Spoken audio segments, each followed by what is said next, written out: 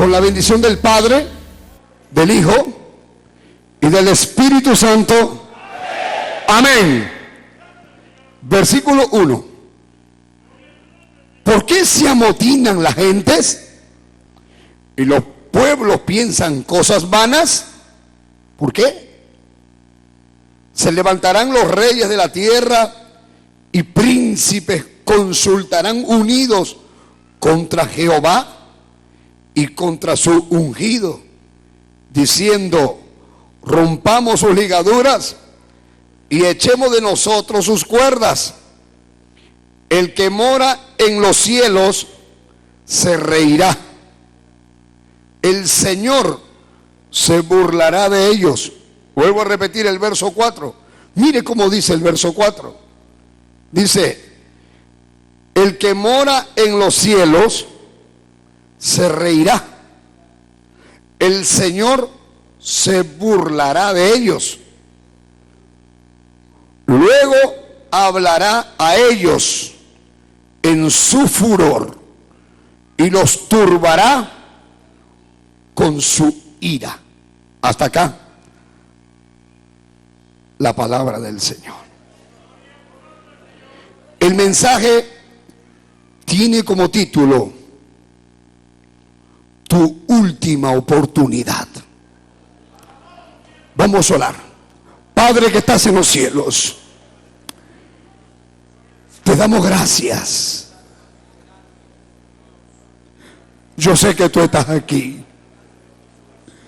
Te pido que uses mi vida ahora para hablar a quien tú quieres hablar. Dios mío, ministra,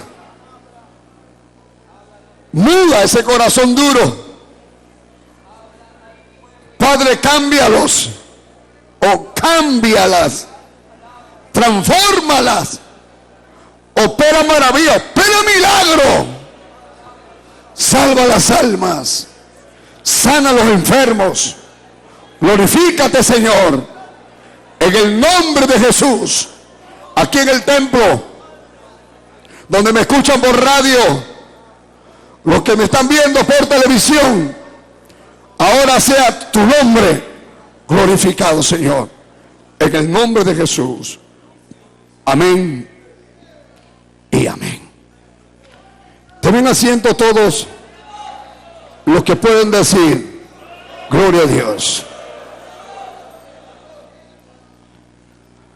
Acá vemos, hermano, la visión del salmista. Una visión tiene el salmista y ve tumulto o motín de los pueblos que se levantan contra el Señor y contra su ungido. Bendito es el nombre de Jesús. Lo que podemos observar aquí es una oposición abierta al reino del Mesías. Este salmo, el Salmo 2, algunos eruditos lo han titulado el Salmo del Mesías príncipe, porque este es un salmo mesiánico. ¿Por qué le llaman un salmo mesiánico? Porque habla del Mesías. El Mesías, el ungido. ¿Quién es el Mesías? Jesucristo. Antes de que Cristo viniera a este mundo a través de la Santa Virgen María, estos salmos estaban escritos. Bendito es el nombre del Señor. Cristo vive. Este salmo se le atribuye al rey David. Hay muchos salmos que son salmos mesiánicos, como el Salmo 18, el Salmo 20, el Salmo 21, el 22, el 45, el 72, el Salmo 88, 89, el 101, el 110, el 132, el 144. Son salmos mesiánicos, conocidos como los salmos mesiánicos. Ahora, Vamos a ver cómo este salmista, el salmista, quién sabe si fue David, presenta una visión maravillosa, hermano, de este motín, de este tumulto, de los pueblos que se le van a levantar contra Dios, contra su ungido. Y el propósito de este salmo es de exaltar a su propio hijo. Por eso más adelante dice: mi hijo eres tú, yo te engendré. Por eso que al final vemos el reinado final de este hijo sobre todos sus opositores, sobre todos sus enemigos. En el versículo 1 de este salmo, y quiero recordarles que este título de este salmo, el título del salmo, lo llaman de el Mesías príncipe. Pero el título que Dios me ha dado a este mensaje tiene como título: tu última oportunidad. Dice la palabra: ¿por qué se amontina la gente y los pueblos piensan cosas vanas? Y ustedes pueden darse cuenta que este salmo comienza con una pregunta. El salmista está preguntando: ¿por qué se amotina la gente y los pueblos piensan cosas vanas? Comienza con una pregunta airada del salmista, con razón.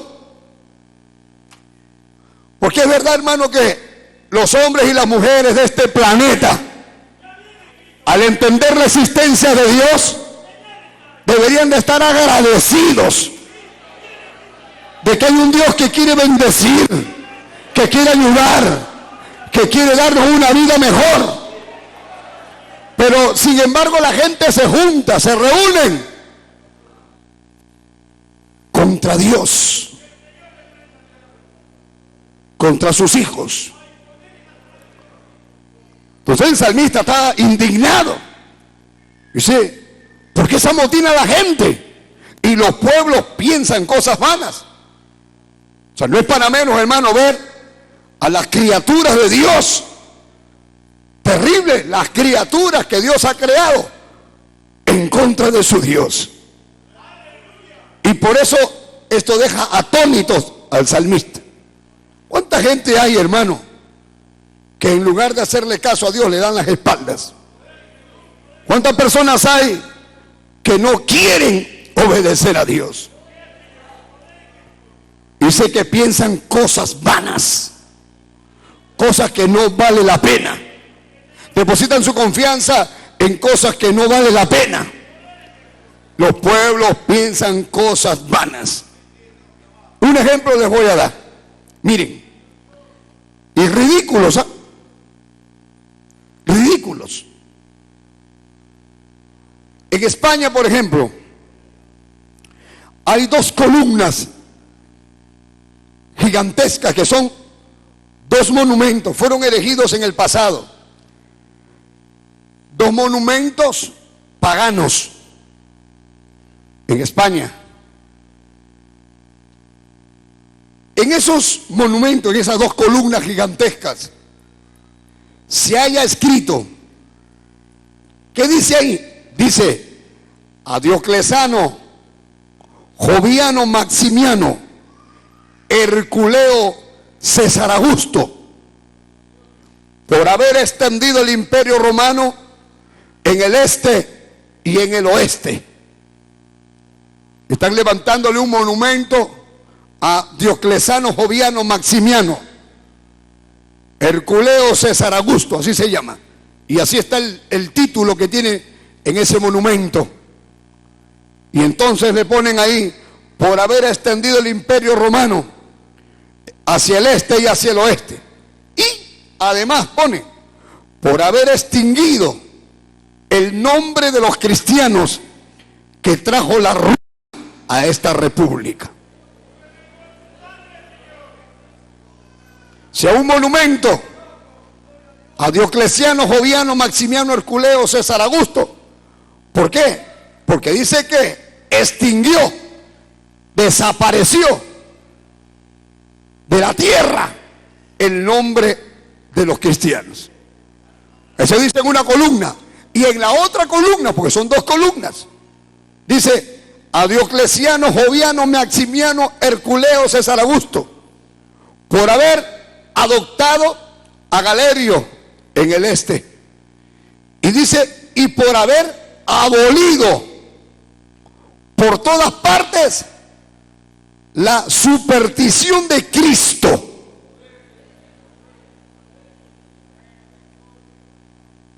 ¿Qué es eso? Por haber abolido. ¿Qué cosa es abolir? Derogar un precepto o costumbre. ¿Qué cosa es derogar? Anular una cosa establecida como ley o costumbre. O sea, mejor dicho, le hicieron un monumento a ese hombre. ¿Qué cosa es eso, pastor? Usted me dirá, ¿qué cosa es eso? Lo que dice el salmista. ¿Por qué se amotina la gente y los pueblos piensan cosas vanas? ¿Qué es eso, pastor? Un monumento pagano a la muerte del cristianismo. Un monumento a un emperador que supuestamente mató por completo al cristianismo. Y lo que han levantado ahí, supuestamente, es una tumba al cristianismo. O sea, un monumento sobre la tumba de su enemigo vencido, que venía a ser el cristianismo. Pero en esto vemos, hermano, que los pueblos piensan cosas vanas. ¿Por qué? Porque ¿cómo se les ocurre hacer un monumento gigantesco? Un monumento, hermano, de mucho renombre histórico, supuestamente sobre la tumba del cristianismo. Pero yo quiero decirles que ni en España, ni en ninguna parte del mundo puede señalarse la tumba del cristianismo. ¿Por qué? Porque sencillamente no existe una tumba del cristianismo. ¿Y por qué? ¿Por qué no? Porque los vivos no tienen tumbas. Y el cristianismo no está muerto. El cristianismo está vivo.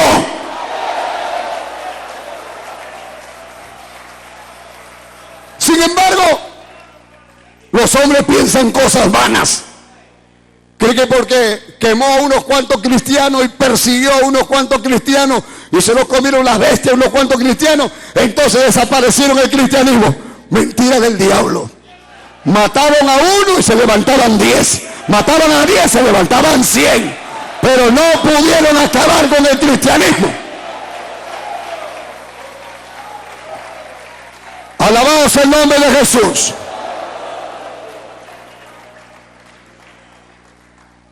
Pero miren lo que dice el Salmo 2. Dice, ¿por qué se amotina la gente y los pueblos piensan cosas vanas? Verso 2. Se levantarán los reyes de la tierra. Se levantarán los reyes de la tierra.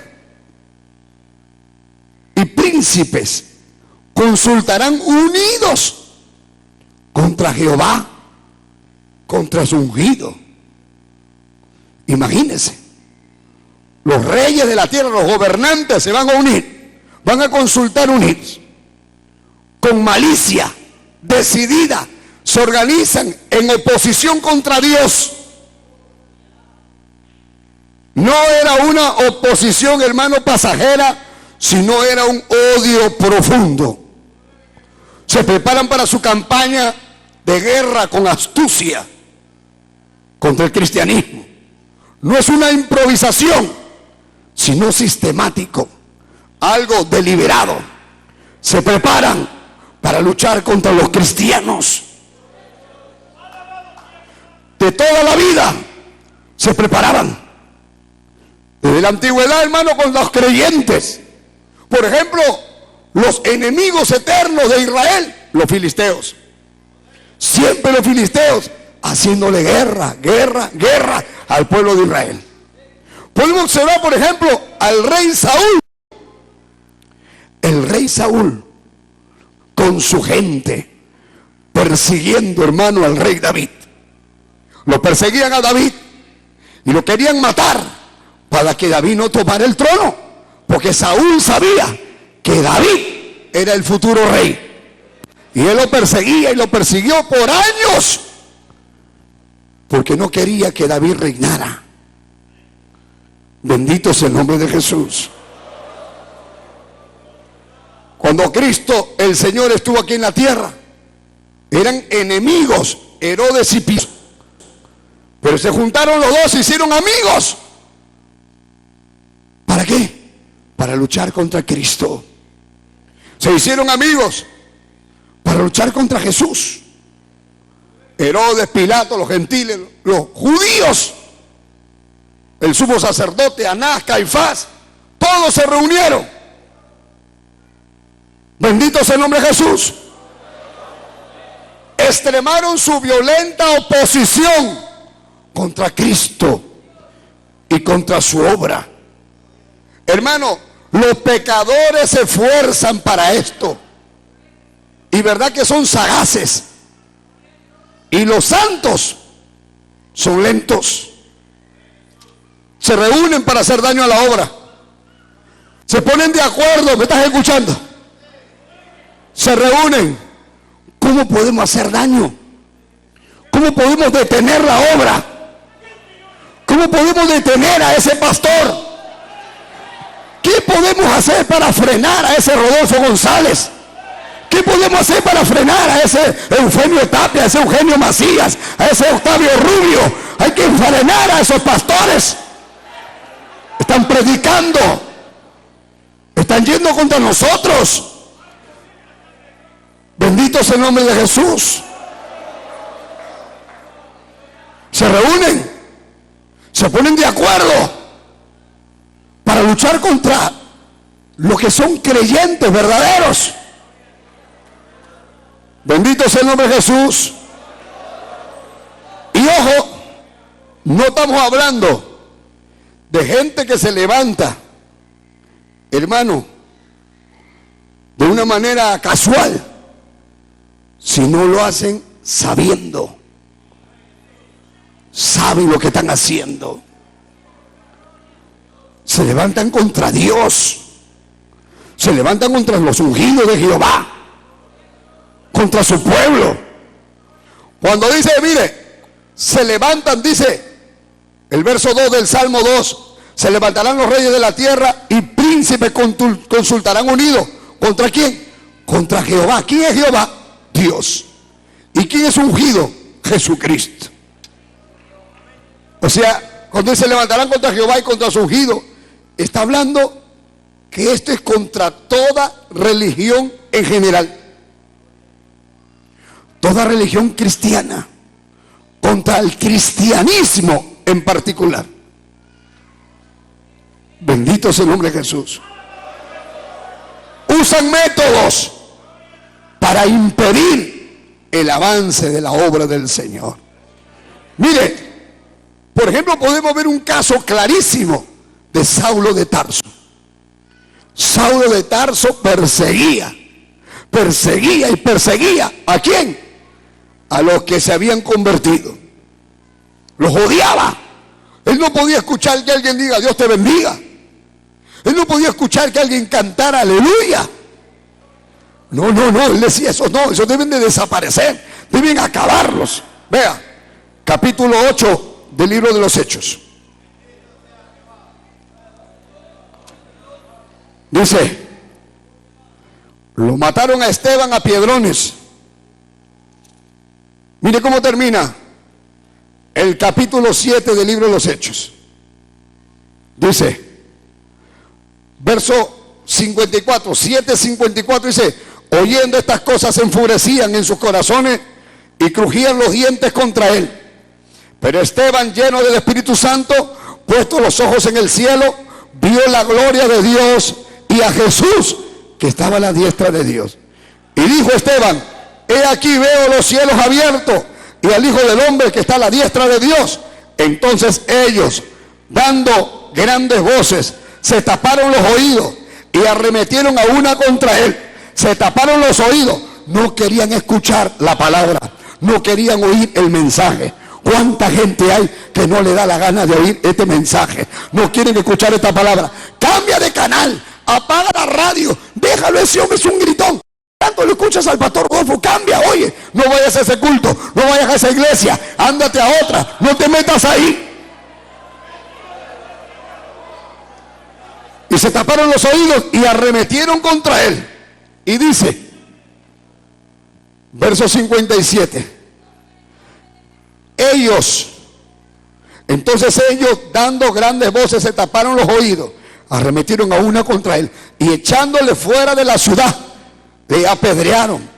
Y los testigos pusieron su ropa a los pies de un joven que se llamaba Saulo.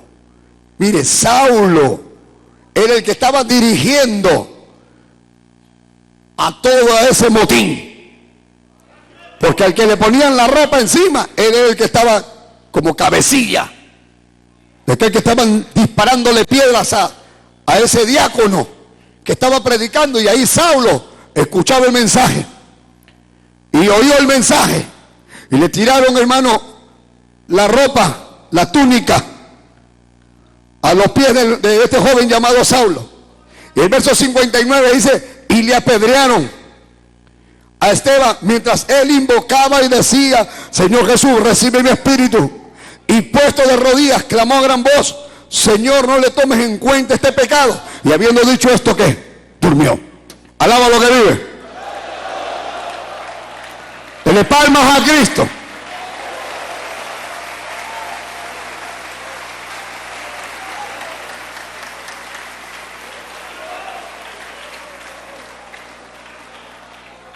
Esteban le caían piedras y él oraba por los que le tiraban piedras. Eso es lo que pasó. Pues yo cuando le digo mataban a uno y se convertían en otros, es que eso es lo que les impactaba. Le tiraban piedras, cállate la boca, cállate la boca. Veo el cielo abierto, al Hijo del Hombre sentado a la diestra, cállate la boca. Tiraba la piedra, pero ahí estaba Saulo. Y Saulo no era ateo. Saulo creía en Dios. ¿Y cuánta gente cree en Dios y cree que nosotros somos una secta?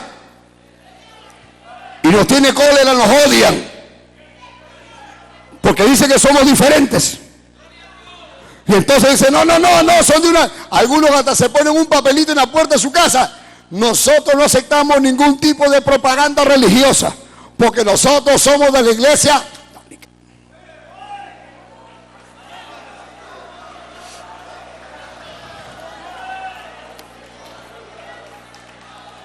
Sí, dice ahí, se pone su papelito, no aceptamos, no, porque somos de la iglesia.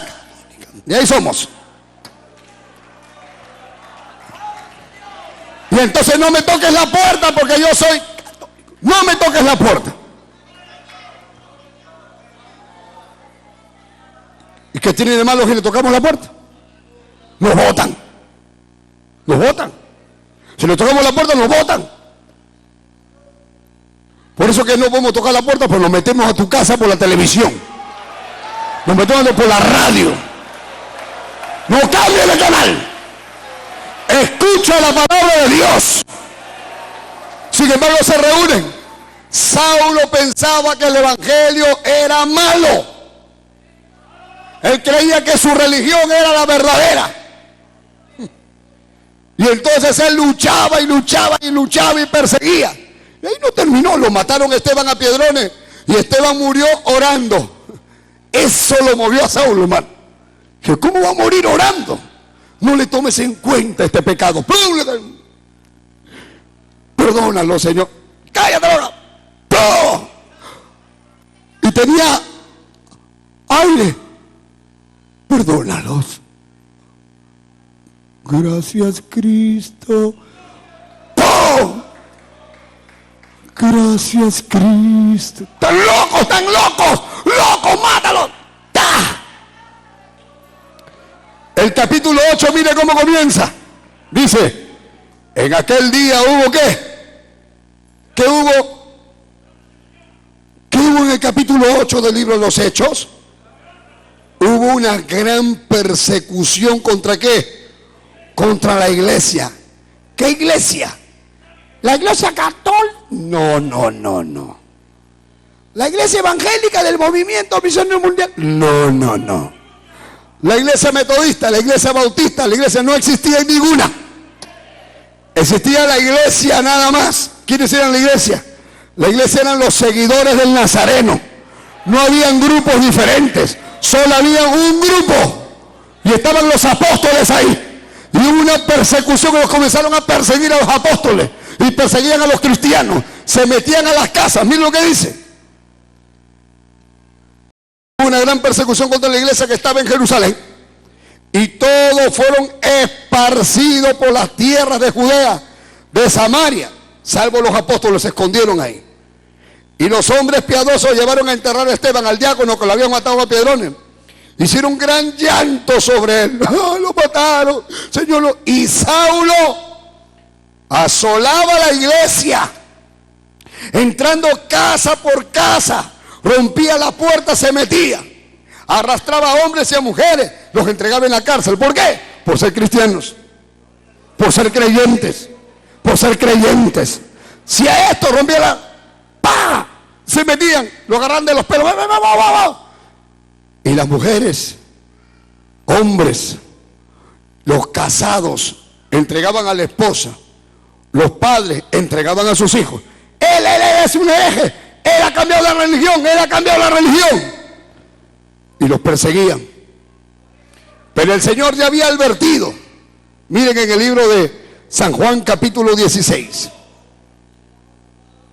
Rápido porque no tengo tiempo. Estoy predicando bajo el tema tu última oportunidad. San Juan 16, verso 1. Dice, préstenle Biblia a estas hermanitas que han venido acá, sabidas nuevas. Por favor, a ver, unos hermanos, sabidas que están ahí en la primera banca. Esas hermanas que tienen su Biblia, que ya se la han leído como 10 veces. Préndensela a las hermanitas que están ahí. ¿Qué dice? Capítulo 16, verso 1. Estas cosas os he hablado para que no tengáis tropiezo, dice que Jesucristo el Señor. Os expulsarán de la sinagoga donde uno iba a adorar a Dios. Y aún viene la hora cuando cualquiera que os mate a piedrones, a lo que sea, pensará que rinde servicio a Dios. Y harán esto, dice Jesucristo, porque no conocen al Padre ni a mí. O sea, el Señor está diciendo, los van a perseguir, hasta los van a matar, pero lo van a hacer porque no me conocen. Esos son los religiosos que no lo conocen, pero hay algunos que sí conocen. La pregunta, ¿por qué se juntaron contra Cristo? Porque se reunieron contra Cristo. Querían derramar sangre, querían matarlo. Dice en el libro de San Mateo, hicieron consejo, decidieron darle muerte. Tenían al demonio en su mente. Yo le digo una cosa, ¿qué tiene de malo el evangelio? Le hago una pregunta a los enemigos que me están viendo por televisión, los que me están escuchando por radio, los enemigos que han venido al culto hoy, aquellos que le preguntamos, dime, ¿te vas a entregar a Cristo? No, yo no. Entonces, ¿de qué lado eres tú? ¿De qué grupo eres? ¿Eres cristiano o no?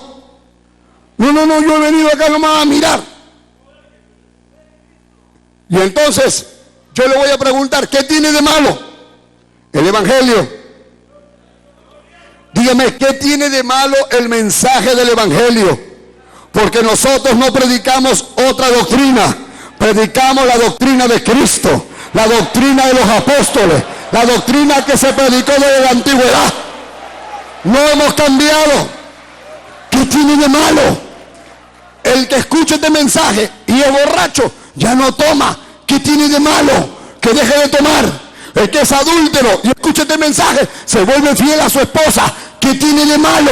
Que se vuelva fiel a su esposa. El drogadito que escuche este mensaje ya no se droga. ¿Qué tiene de malo? ¿Qué tiene de malo? El mentiroso comienza a decir la verdad. El que adoraba estampitas, imágenes, ya no adora a través de muñecos, sino a través del Espíritu.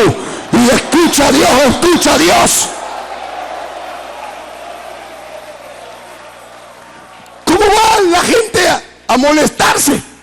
Porque el ladrón ya no roba, el borracho ya no toma. Hay mujeres que son como unas bestias, con todo respeto a las bestias.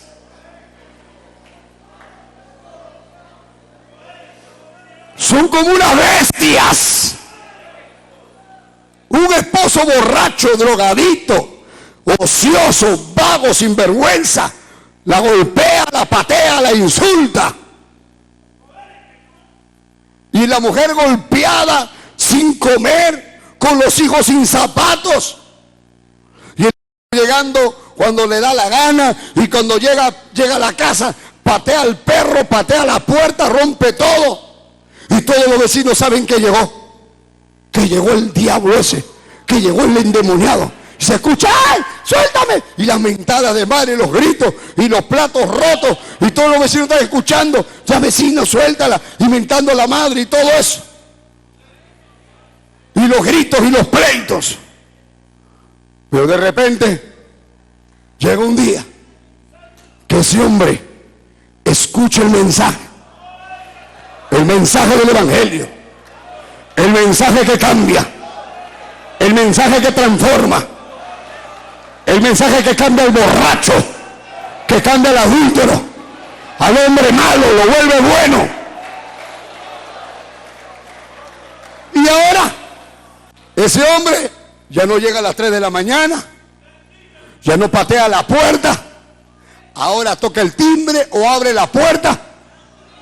Alabado Señor. ¿Estoy seguro, hermano? Que antes, desde que llegaba el perro, se corría, se metía bajo la cama, con el rabo entre las piernas, decía, llegó el diablo, decía el perro.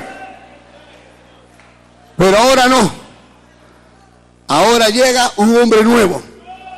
Ya no llega todo con la camisa abierta, con el pantalón caído lleno de tierra, sin zapatos. No, no. Ahora llega vestido como gerente del banco. Ya no huele a adulterio, ya no apesta adulterio, ya no apesta trago, ya no huele a droga. Ahora huele a la rosa de Sarón, ahora huele a Santa. Y ahora entra a la casa, saluda a sus hijos, saluda a la esposa, ahora trabaja, ahora llega temprano, ahora es un hombre diferente, ahora es respetuoso, ya no le pega, ya no habla malas palabras. Ahora es un hombre trabajador. Hasta el perro sale a moverle la cola ahora.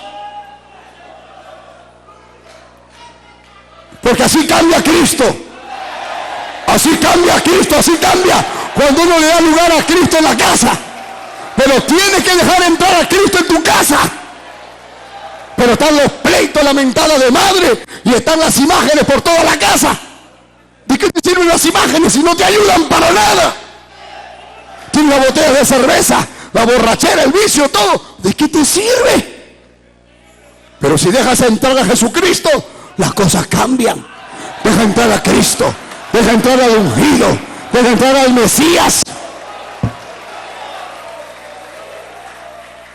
Pero que estaba hablando de la bestia, de la mujer bestia. Con todo respeto a las mujeres, hablo de la mujer bestia. Porque hay que ser una bestia para que la mujer que haya tenido un esposo malo, corrompido y borracho, y luego ha cambiado y se volvió un hombre bueno, ya no la traiciona, ya no está haciendo nada malo, ahora que es un hombre bueno, ahora ella le hace la guerra. Y ahora ella le dice, has traicionado nuestra religión. ¿Qué religión es esa? No, que ahora, desde que te has metido a esa iglesia, ya no puedo ir a mis polladas, ya no puedo ir a mis chicharronadas, ya no puedo bailar la culebrítica.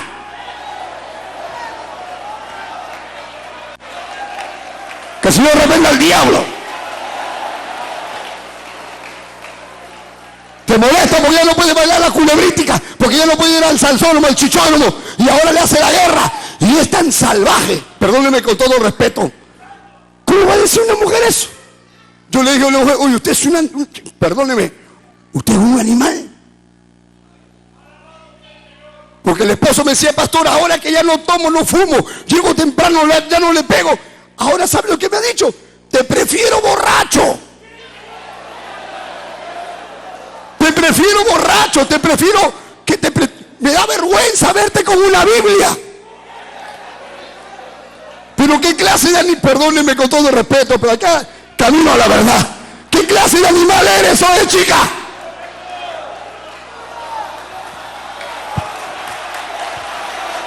Alabado sea Dios. ¿Cómo es posible? ¿Cuántas esposas? Cuando el marido le ha dicho, vamos a la iglesia, acompáñame a la iglesia. No, que yo no voy a esa iglesia. Y ahora lo tienen borracho, lo tienen perdido. Bendito sea Dios. Saulo creía que el evangelio era malo. Y un montón de gente sigue creyendo que el evangelio es malo. Y ahora hay unos escándalos en todas las órdenes religiosas, tanto de pastores como de curas. Salen unos curas ahora que salen besándose en la playa. Salen por la televisión con su peinado moderno, su peinadito de mundano. Y con la chica besando. Déjalo, que es carne, es humano. Claro que es humano. ¿Quién te ha dicho que es del cielo? No, pero es que él tiene que guardar el celibato. Es que esas son doctrinas de hombres.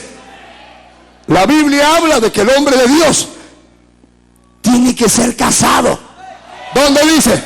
Primera de Timoteo capítulo 3. Precisamente para que no pase eso. Ahora hay una guerra de algunos que dicen, no, que porque has traicionado a la religión. Yo te dice, pero déjalo, pues si es hombre. No, hermano, tenemos la Biblia. No se puede ser cristiano sin Biblia. Y los curas, los sacerdotes, tienen que saber que en Primera de Timoteo capítulo 3 dice, si alguno anhela obispado, buena obra desea. Es necesario que el obispo sea irreprensible, marido de una sola mujer, te manda a ser casado.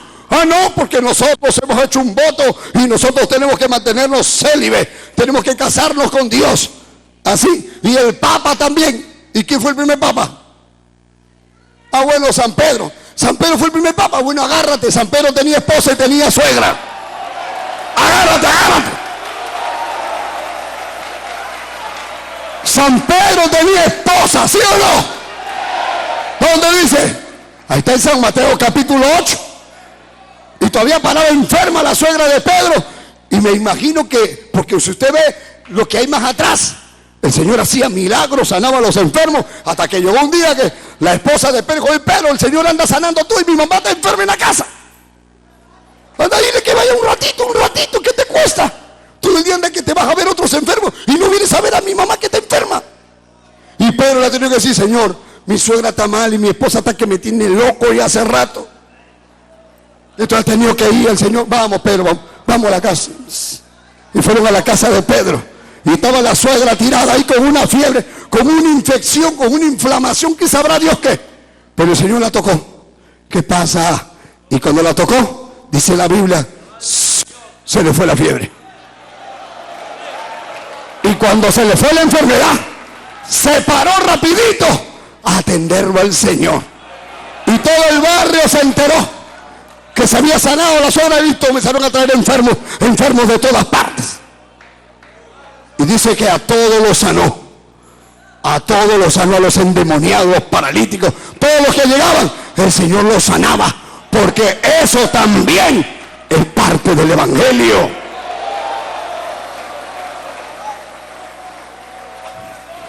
Hay mucha gente ingrata, hermano. Hay mucha gente malagradecida. Se sanan de una enfermedad, se sanan de otra, se sanan de sida, se sanan de cáncer, se sanan sus hijos.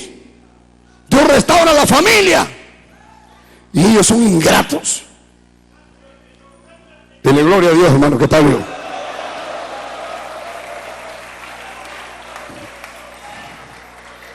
Pregúntale que está a su costado, ¿estás de acuerdo con el evangelio? Pregúntale, ¿estás de acuerdo? Despierta la cita de Dios.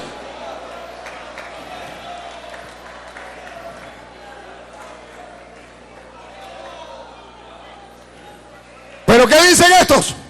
Dice, rompamos sus ligaduras, dice el verso 3.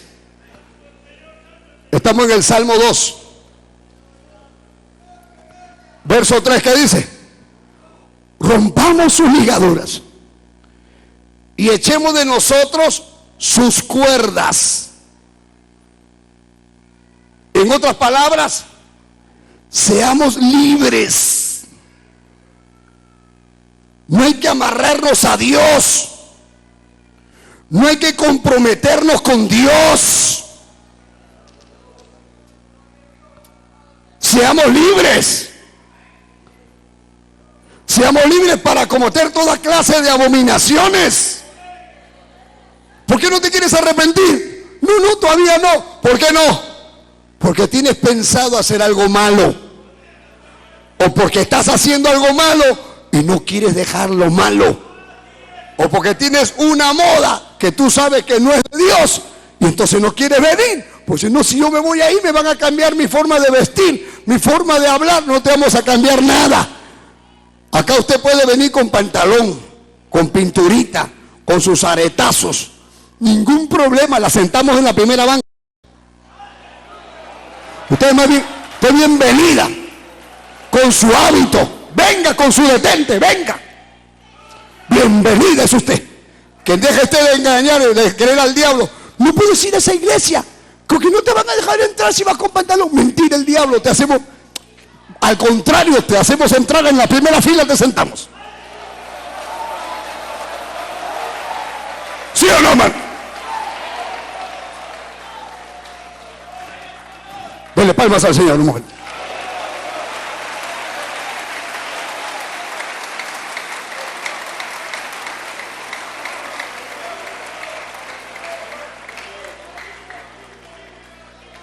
¿Pero qué dice? Rompamos sus ligaduras. Estoy en el Salmo 2, verso 3, bajo el tema tu última oportunidad. Rompamos sus ligaduras. O sea, vamos a ser libres para cometer todo tipo de pecado, de abominación. Seamos nuestros propios dioses, dice. Que Dios ni que Dios, yo voy a ser mi propio Dios. Vivamos sin frenos. Vivamos sin restricciones. ¿Cuántos me han dicho? En mi religión yo hago lo que me da la gana. Si quiero tomo, si quiero fumo, si quiero me emborracho, si quiero hago aborto, si quiero me voy al brujo, si quiero no llego a dormir, me caso, me divorcio 20 veces. Nadie se mete con mi vida, hago lo que me da la gana. Eso es en mi religión. ¿Qué religión es esa? ¿De qué religión eres tú? ¿De esa religión? Que tomas pito, tomas cerveza, tomas brama, tomas esto, te amaneces el viernes, el sábado, el domingo, haces lo que te hagan. ¿De qué religión eres? No, yo no voy a ir a tu iglesia. Yo no voy a tu iglesia para que no me amarren a mí a otro tipo de vida. Yo estoy libre, yo hago lo que quiero. Hay algunos que piensan así. ¿Tú quieres ser libre? ¿Ah?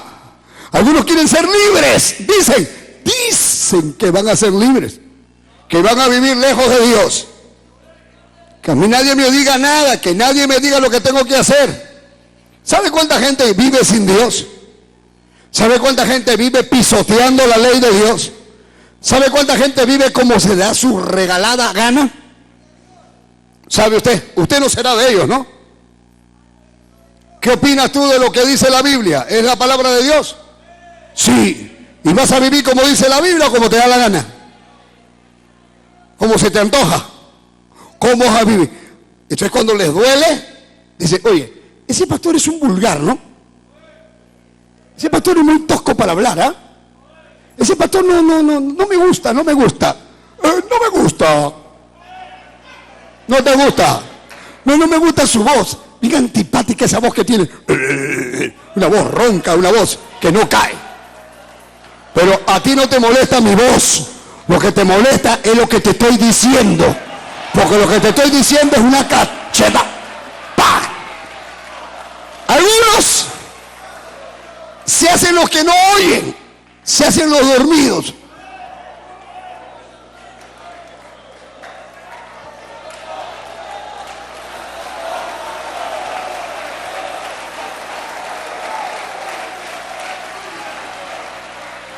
Se hacen los dormidos, se hacen los serios, se hacen como que no han entendido que con ellos no es. A otros les pica el cuello, a otros les pica la cintura. Otros miran el reloj a cada rato, tengo que hacer, tengo que hacer. Tú no tienes que hacer nada, lo que tienes que hacer es sentarte a escuchar la palabra de Dios.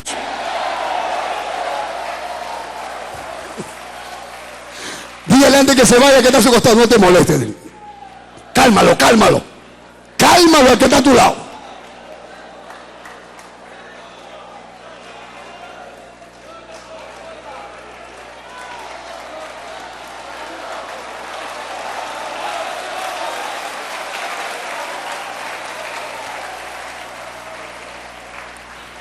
Mire, en el Salmo 14, verso 1 dice el necio en su corazón, no hay Dios.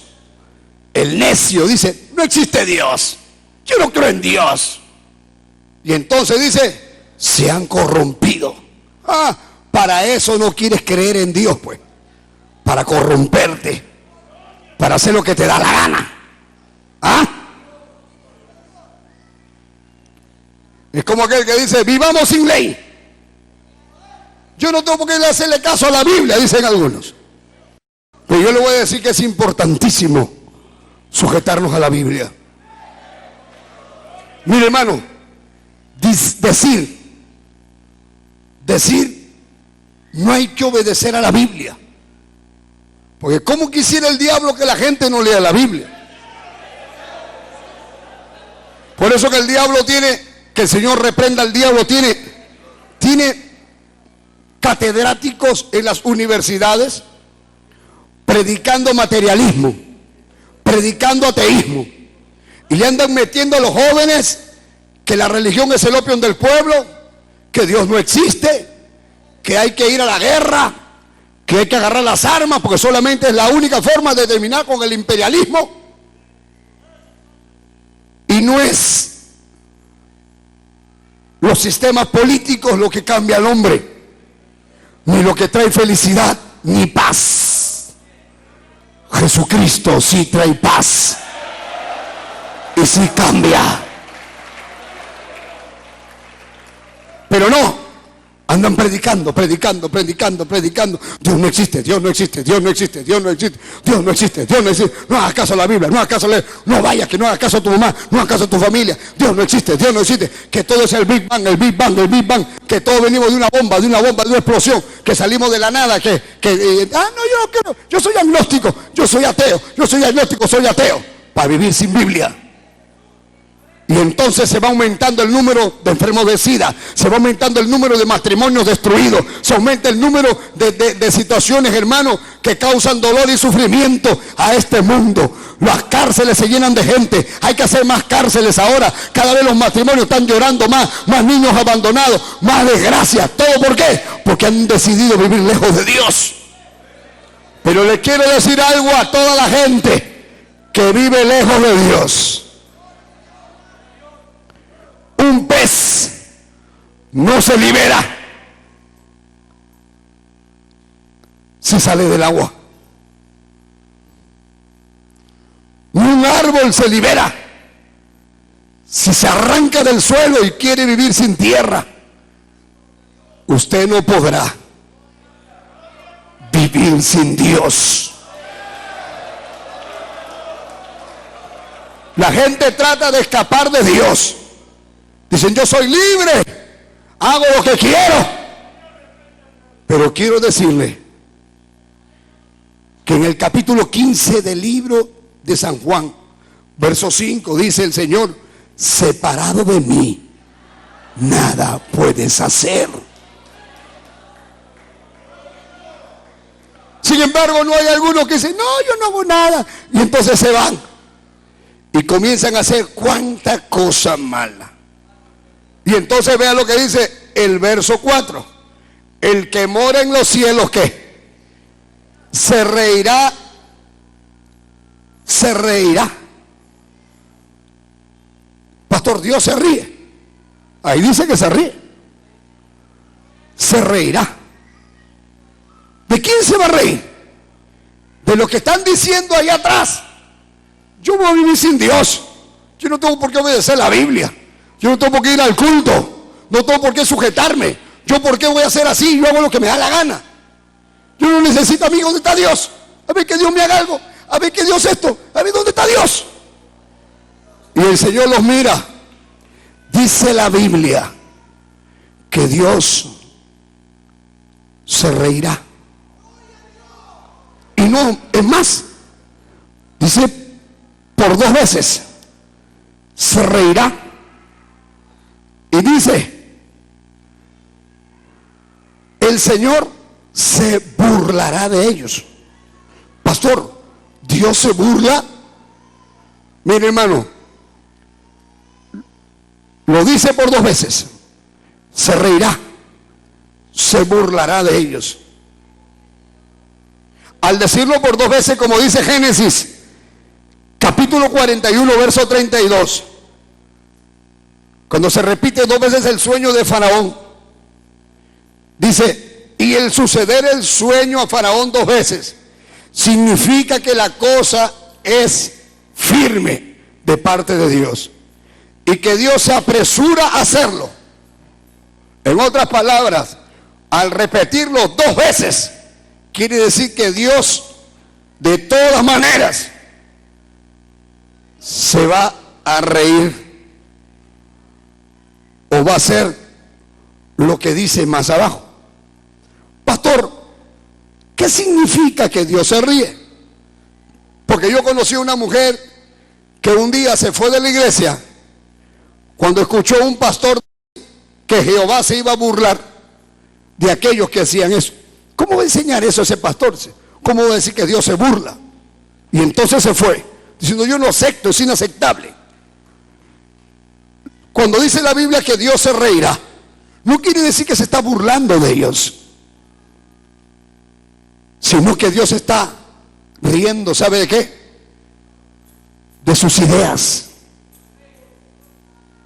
de esas ideas de poder, de esa gente que quiere retar a Dios, como que ellos tuvieran algún poder, como que ellos tuvieran una vida independiente de Dios.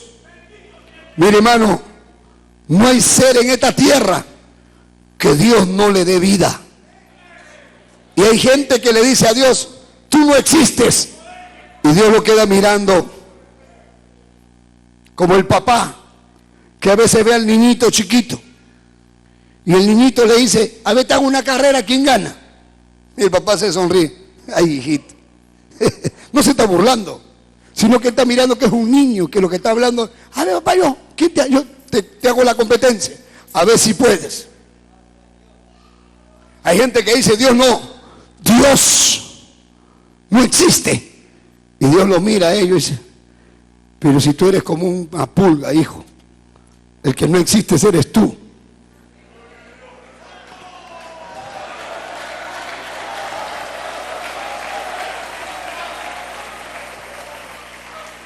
Lo que está diciendo Dios aquí es que todo intento del hombre por querer borrar a Dios de su vida es imposible.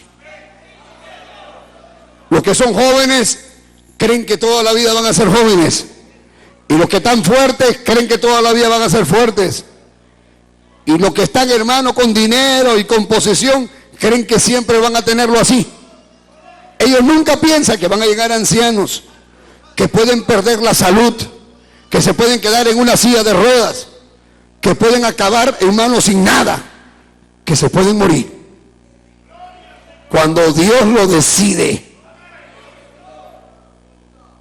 Y hay cosas que Dios permite y Dios no dice nada.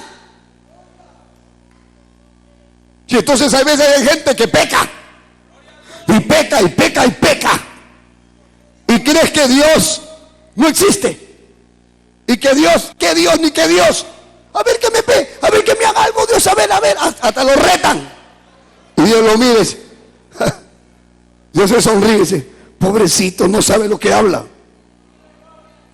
Se sonríe, Dios está loco que él tiene. Bendito sea el nombre de Jesús.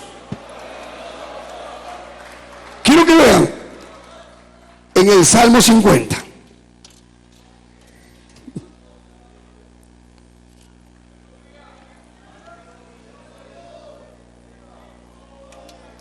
Salmo 50.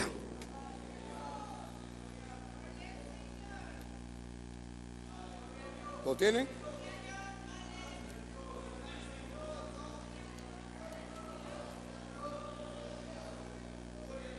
Salmo 50.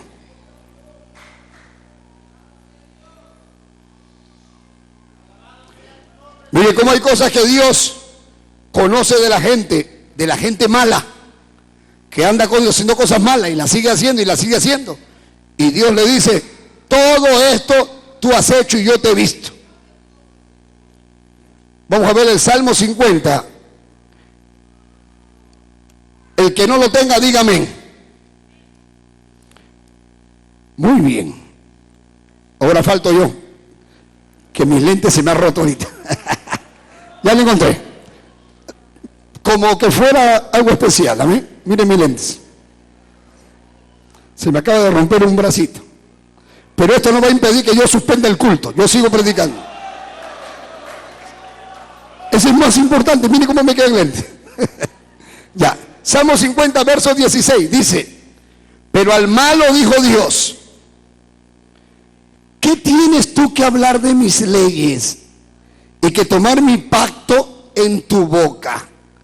Quiere decir que Dios lo veía al malo, al hombre malo, hablando de Dios, y que hablaba de la ley de Dios, que si no porque Dios, porque la iglesia, porque Dios, porque sí, que yo creo que no sé qué. Al malo dice, ¿tú qué tienes que hablar de mi ley? Llega un momento en que Dios le dice, ¿tú qué tienes que hablar de mi ley? El verso 17, pues tú aborreces la corrección. La Biblia, por favor, a la persona que está a tu lado.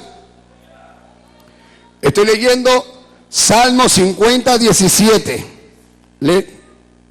Lee.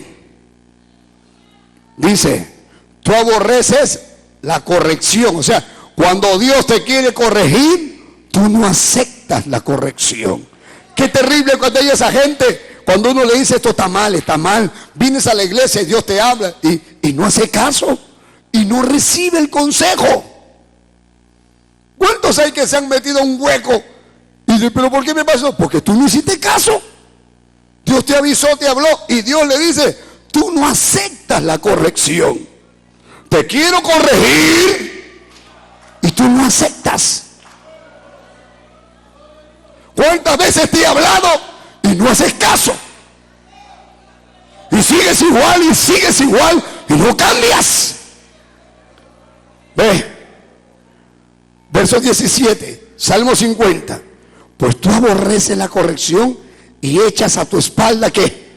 Mis palabras. O sea, yo te hablo, dice Dios, y tú agarras la palabra y te las tiras a un costado. Para mí no son. ¿Qué a mí me estás diciendo?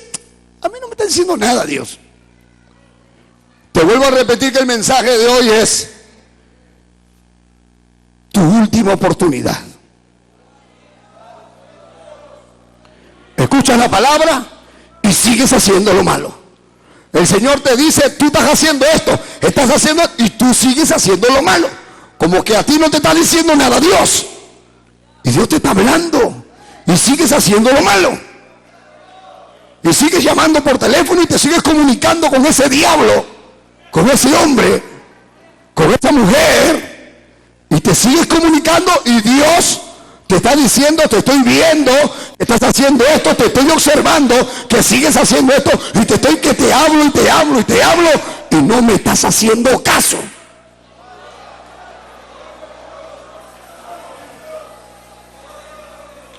Verso 18, le dice el Señor, si veías al ladrón, tú corrías con él. ¿Qué le está diciendo? Yo te he visto robando. Te he visto cuando robas. Te he visto cuando engañas y te metes la plata al bolsillo. Cuando robas notas. Cuando robas de una manera, robas de otra. Te veo, dice Dios, te veo, yo te veo. Y tú estás robando, y no solamente eso, sino que dice, si veías al ladrón, estoy leyendo Salmo 50, verso 18, si veías al ladrón, tú corrías con el ladrón, y con los adúlteros era tu parte. ¿Qué quiere decir? Encima que robabas, eras adúltero. Traicionabas a tu mujer, eras un adúltero, o una fornicaria, o un fornicario. Y te acostabas y hacías cuanta cosa sucia, y te vas a buscar un hombre y te anda besando y abrazando. Después vienes a la iglesia como que no pasó nada. Y el Señor te habla y te vuelves a ir de la iglesia y vuelves nuevamente a hacer lo mismo. Y el Señor le dice, mira, le dice, tu boca metías en mal. Verso 19, encima hablabas mal. Hablaba mal del pastor, hablaba mal de la obra, hablaba mal de los diezmos, hablaba mal de la ofrenda, hablaba mal de todo. Metías en mal, siempre hablando cosas malas. Y aparte de eso dice el verso 19, tu lengua componía engaño. Mentirosa, mentiroso, eres mentiroso, siempre acomodando a tu favor las cosas, diciendo una cosa y diciendo otra, pero siempre para quedar bien tú. Y no te importa que a otros embarres y a otros, pero tú, dice el Señor, yo te he visto robar, te he visto en adulterio, te he visto fornicando, te he visto mintiendo. Todo eso te he estado mirando, robando y engañando y haciendo cuanta cosa mala. Y así con tu cara como que no has hecho nada. El Señor dice, verso 20, tomabas asiento y hablabas contra tu hermano, contra el hijo de tu madre, ponías infamia. O sea, todavía hacías conflicto en tu propia casa. Todavía te molestas en tu casa y gritas a tu papá, gritas a tu mamá, te molestas con tus hermanos y hablas una cosa y hablas, o sea, encima de todo lo que haces, te haces el bueno, te haces el espiritual, el bueno. Pero mire lo que Dios dice. Dios dice, el verso 21, todas estas cosas hiciste, y Dios dice, y yo he callado, yo no te he dicho nada. Algunos dicen, ¿y por qué Dios no me castiga? ¿Y por qué Dios no me castiga? Te he visto fornicando, te he visto adulterando, te he visto robando, y no te he hecho nada. No te he dicho nada, no te he castigado. No me he sacado la correa, dice Dios. Y te sigo hablando, y te sigo hablando, y te vuelvo a hablar, y te vuelvo a hablar. Pero el Señor le dice, ¿qué cosa? Verso 21, pensabas que de cierto sería yo como tú. ¿Pero qué? Te reprenderé y las pondré delante de tus ojos. ¿Qué quiere decir? Que la misericordia de Dios, quizás llegue un momento donde Dios diga, ya hasta aquí nomás contigo. ¿Sabe qué cosa es misericordia? Misericordia significa no recibir el castigo que merecemos. Dios es misericordioso. Pero hay veces que Dios dice, el pecado de Sodoma ha llegado a mi presencia. El pecado de Nínive ha llegado a mi presencia. Y el Señor te dice esta noche, y tu pecado ya llegó a mi presencia. Lo que has estado haciendo ya me apesta, dice el Señor.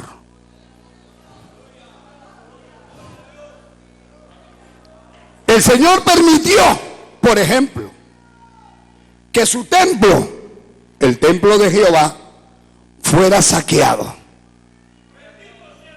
y que sea profanada su casa, que sea profanado sus vasos sagrados y que se emborracharan con esos vasos,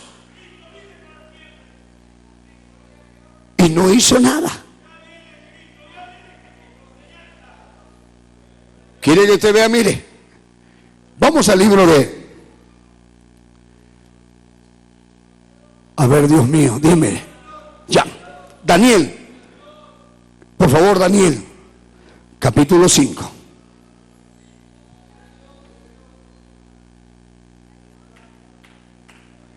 Si lo tienen, dicen amén. Parece que se han quedado mudos. Mire lo que hizo este hombre. Daniel, capítulo 5.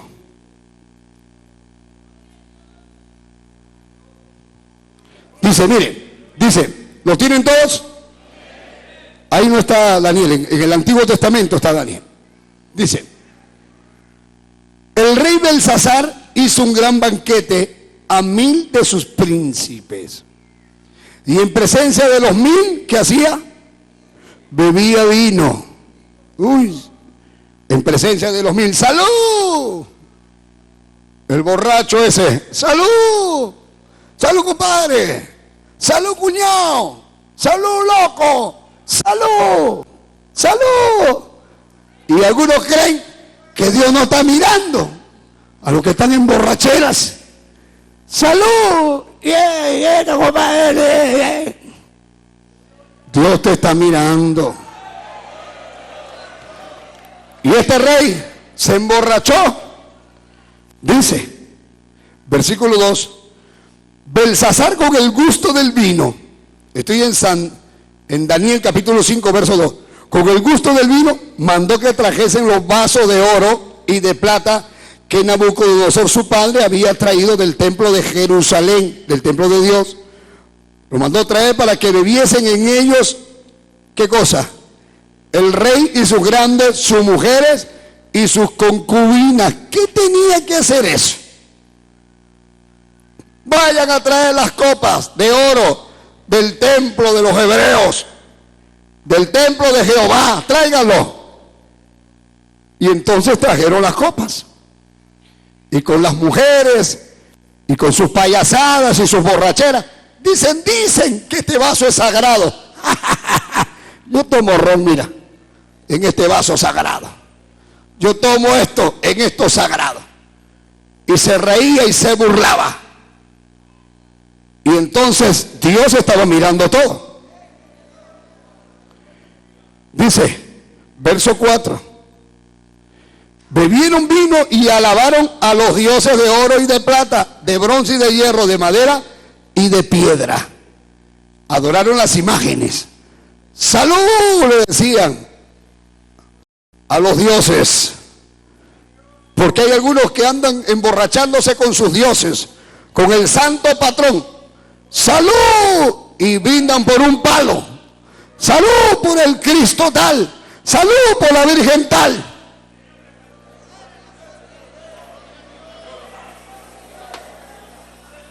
Y así andan, que no respetan a Dios, no respetan la palabra, no respetan nada, conocen la palabra, no hacen caso. Pero llegó un momento, mire lo que pasó. Versículo 4 del capítulo 5 del libro de Daniel. Dice, bebieron vino y alabaron a los dioses de oro y de plata, de bronce, de hierro, de madera y de piedra. En aquella misma hora aparecieron los dedos de una mano de hombre que escribía delante del candelero sobre lo escalado de la pared del palacio real. Y el rey, el borracho del rey, que mandó traer los vasos, veía la mano que escribía. Estaba borracho el rey. ¡Salud! No pasa nada, ese es mi rey, salud. Y de repente vio una mano que comenzó a escribir en la pared, una mano. Y él fue el único que lo vio. en plena fiesta, en plena borrachera. ¿Y qué le pasó cuando vio eso? Dice la Biblia que se le pasó la borrachera al rey y le entró un temor, y dijo el verso 6: entonces el rey palideció y sus pensamientos lo turbaron, se debilitó sus lomos, sus rodillas daban la una con la otra. Sus rodillas daban la una con la otra. A ver, ¿cómo? Así. Sus rodillas daban una rodilla con la otra. Se golpeaban las rodillas. Y palideció delante de todos los borrachos. Y le decían: ¿qué pasó, rey? Rey, salud, rey. Rey, ¿qué pasó? Se le acabó la fiesta. Así se te va a acabar la fiesta a ti también. Que vamos a la pollada, que vamos a la otra discoteca, que vámonos para allá, que vamos, que nadie sabe. Nadie sabe. Nadie sabe. Hoy es tu última oportunidad, te estoy avisando. Hoy es tu última oportunidad de parte de Dios. Hoy es tu última oportunidad.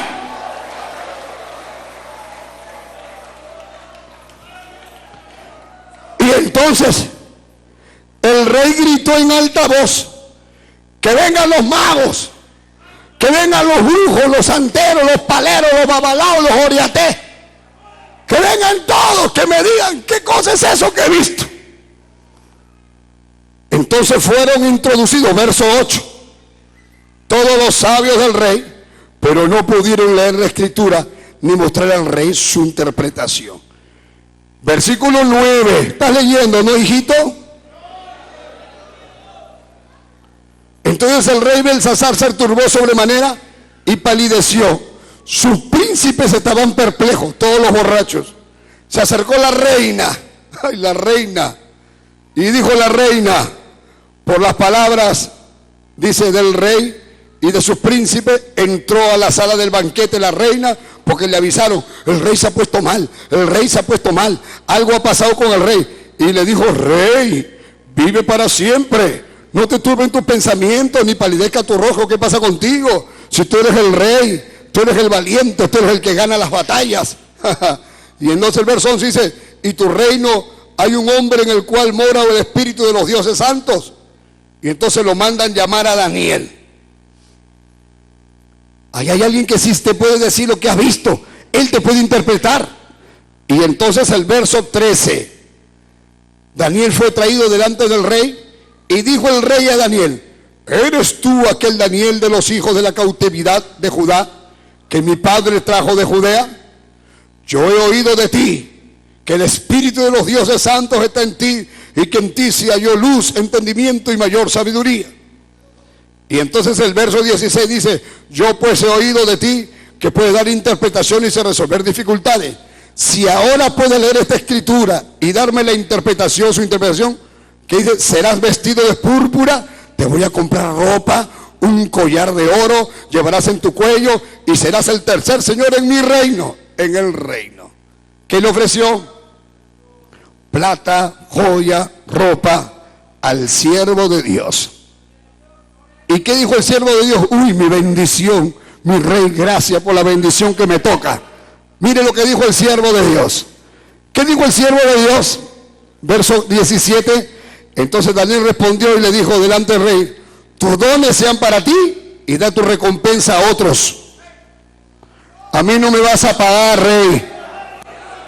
No necesito tu ofrenda, rey. Agárrate tu plata, rey. Agárrate tu ropa, agárrate tu... Dáselo a otro. El hombre de Dios no recibe, hermano, ningún tipo de recompensas cuando va a ejecutar el trabajo de Dios en algún lugar. ¿Cuánta gente, hermano, donde hemos ido a orar por enfermos y todo, luego salen a la calle? Pastor, tenga esta plata. Nada, hermano, a mí no me das ni un sol. Vaya usted a dar su ofrenda a la iglesia, en el templo, meta su ofrenda en el alfolí. Así es. Y entonces este rey recibe la interpretación. Y cuando Daniel le da la interpretación y le dice: lo que pasa contigo, que tú no sabes respetar a Dios. Versículo 22 le dice: y tú, su hijo Belsasar, no has humillado tu corazón sabiendo todo esto. ¿Qué cosa sabía? Que Jehová era Dios. Y sabiendo que Jehová era Dios, tú no te humillaste. Tú has hecho todo lo contrario. Y entonces viene la sentencia. El verso 30. La misma noche fue muerto Belsasar, rey de los caldeos. Lo mataron. No le duró mucho su fiesta. Hermanos, Dios es un Dios que avisa. Dios es un Dios que advierte. En Gálatas 6:17 dice la palabra 6:7. Dios no puede ser burlado. Lo que el hombre siembra, eso cosechará. Dígame usted, ¿qué sembró Caín? Caín pensó que podía burlarse de Dios. Cuando los dos vinieron a ofrecer, hermano, la ofrenda a Jehová, Caín y Abel vinieron. Pero Caín traía una ofrenda por compromiso, una ofrenda por pasar el rato.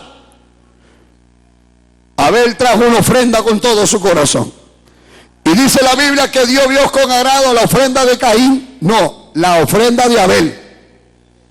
Y lo vio Abel y también se agradó de Abel. Lo miró a Abel y vio su ofrenda y se agradó. Pero vio a Caín y vio su ofrenda y se desagradó. La Biblia no dice cómo fue que Caín se dio cuenta, pero Caín se dio cuenta. Y dice la Biblia que la cara de Caín se le cayó hasta el piso. Se le alargó la cara. Y entonces estaba molesto Caín. Y Dios, que es un Dios que da oportunidad, le dijo a Caín: ¿por qué ha decaído tu semblante? ¿Por qué te molestas, Caín? Si bien hicieres, no serás enaltecido. Pero he ahí, el pecado está a la puerta. Que le dijo: mira, Caín, tú te arrepientes y yo te bendigo. Pero si tú te vas así, ahí está tu desgracia.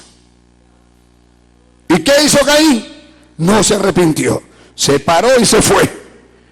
Y luego lo mató a su hermano. Y trajo una maldición para su vida y para toda su descendencia. Una vez me dijeron: pastor, cuando Jesús lo escogió a Judas, ¿sabía que Judas lo iba a traicionar? Entonces lo escogió sabiendo que lo iba a traicionar, para que se cumpliese la escritura. Entonces Judas fue un instrumento. Y hay algunas personas que quieren verlo a Judas como una víctima. Pero no, mi hermano.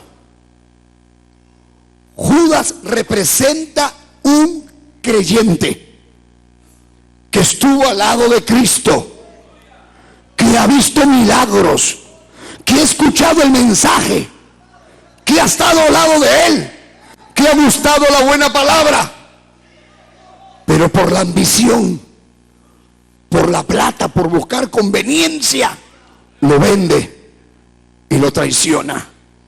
¿En cuántas reuniones estuvo Jesús donde estaba Judas?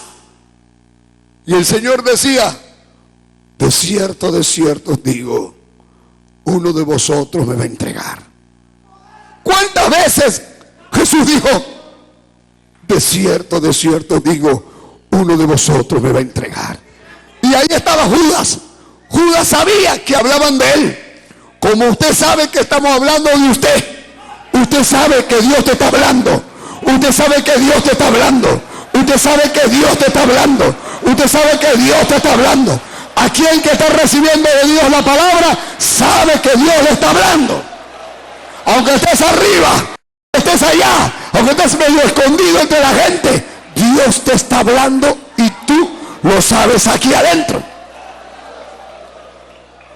Pero Judas se hacía el desentendido, como que no era.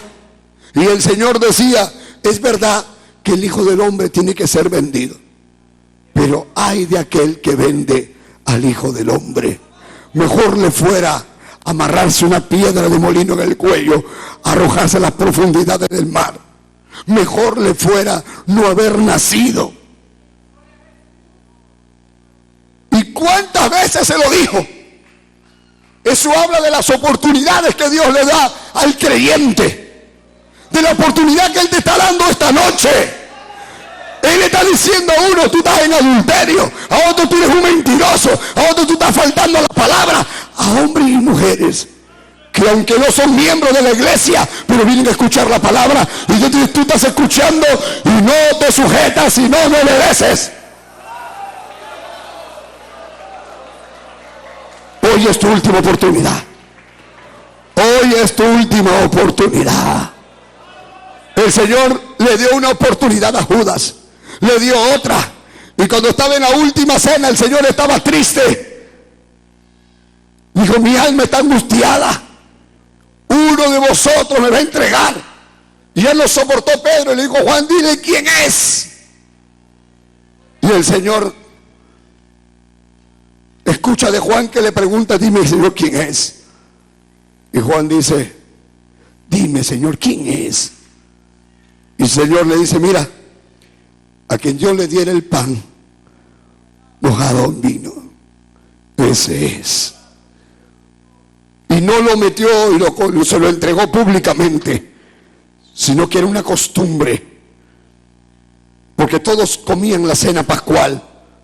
Y el padre de familia, al hijo que más quería, al hijo que quería honrar en esa cena, el padre mojaba el pan y se le entregaba de una manera personal. Y era una forma de decirle a tu hijo: hijo, tú eres el que yo más quiero, tú eres el más querido. De todos los discípulos que estaban ahí, el Señor se mojó el pan y se lo dio a él. Se lo entregó a Judas y le dijo: Judas, lo que tienes que hacer, hazlo ahora, hazlo pronto. Y Judas agarró el bocado y comió el bocado como que se lo merecía. En ese momento él tenía que haber agarrado el bocado y decir: Señor, perdóname, yo no merezco esto. Él tuvo que haberse tirado al suelo y de haberle dicho: perdóname. Eso es lo que tienes que hacer tú esta noche. No pararte así como Judas y hacer como que contigo no es. Judas tuvo la oportunidad de decir: no, no, Señor, yo no merezco que tú me esto, porque tú sabes que yo soy quien te quiere traicionar. Pero Judas agarró el bocado y se lo comió. Y ve lo que dice la palabra en San Juan capítulo 12, si no me equivoco.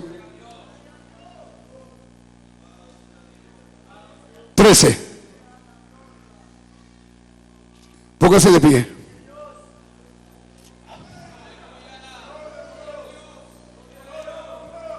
San Juan capítulo 13.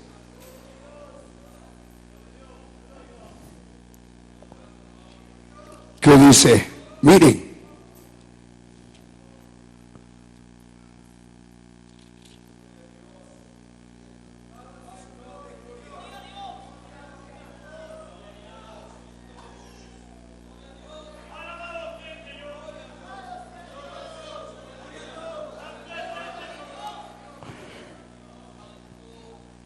Verso 26. San Juan 13, 26 dice: respondió Jesús: a quien yo diera el pan mojado, aquel es. Y mojando el pan lo dio a Judas Iscariote, hijo de Simón. Judas tuvo que haberlo rechazado. Dijo: Señor, perdóname. Era la última oportunidad que Dios le ofreció a Judas. La última oportunidad que Dios le ofreció a Judas. Pero Judas dice que lo comió. Y dice la Biblia: y después del bocado, Satanás entró en Judas. Entonces Jesús le dijo: lo que vas a hacer, hazlo más pronto. Y se paró Judas y lo vendió. Lo traicionó. ¿Cuál fue el problema de Judas? ¿Las 30 monedas? No. ¿La ambición por la plata? No. ¿Cuál fue el problema entonces, pastor? No fue que no oyó con corazón serio y con temor lo que Dios le estaba diciendo. Rechazó la oportunidad. Hoy tienes una oportunidad. El día que Dios a mí me dio una oportunidad, yo pasé al frente y no me importó quién había, porque yo dije, a mí Dios me está hablando y yo necesito arreglar mi vida con Dios. Y hoy Dios te la ofrece a ti. Dios te dice, mira, hoy es tu oportunidad. Hoy es tu última oportunidad. Porque dice la Biblia en el verso 5 del Salmo 2, luego les hablará en su furor. Es fácil para Dios destruir a sus enemigos. Hermano, primero el Señor les habla. Les habla como te está hablando ahora. Pero ahora te toca a ti reaccionar al mensaje. ¿Qué vas a hacer? ¿Te vas a arreglar con Dios? ¿Vas a disimular como Judas? ¿O vas a decir, Dios mío, aquí estoy, perdóname? Yo terminé este mensaje en la mañana y Dios me decía, acuérdate que es la última oportunidad. Yo decía, ya es la última oportunidad. Apúntalo ahí. Y tuve que buscar un rinconcito para poner la última oportunidad. Tu última oportunidad. Quizás esta sea de verdad tu última oportunidad. ¿Cuánta gente en el infierno dice, dame una oportunidad? ¿Cuánto quisiera Judas estar hoy metido dentro de tus zapatos para pasar corriendo aquí? ¿Cuántas personas hoy escuchan esta palabra y cuántos van a recibirla y cuántos no? Déjame orar por ti. Quiero orar por ti. ¿Qué tienes que hacer? Solo cierra tus ojos donde estás y déjame orar por ti. Lo único que tienes que hacer es levantar tu mano y decir, pastor, ore por mí, por favor. Eso es todo.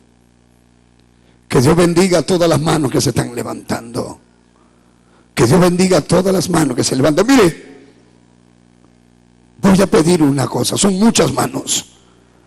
Voy a pedir que se arrodille en su sitio, porque no lo voy a hacer venir aquí adelante.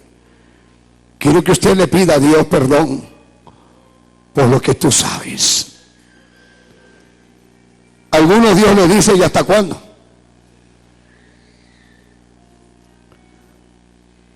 Es el momento.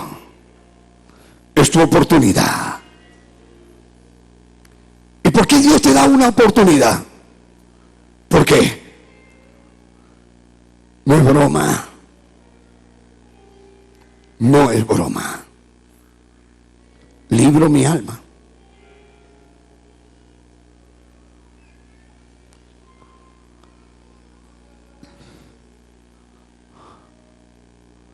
¿Por qué? Porque Él te ama. Nadie te ama como te ama Él.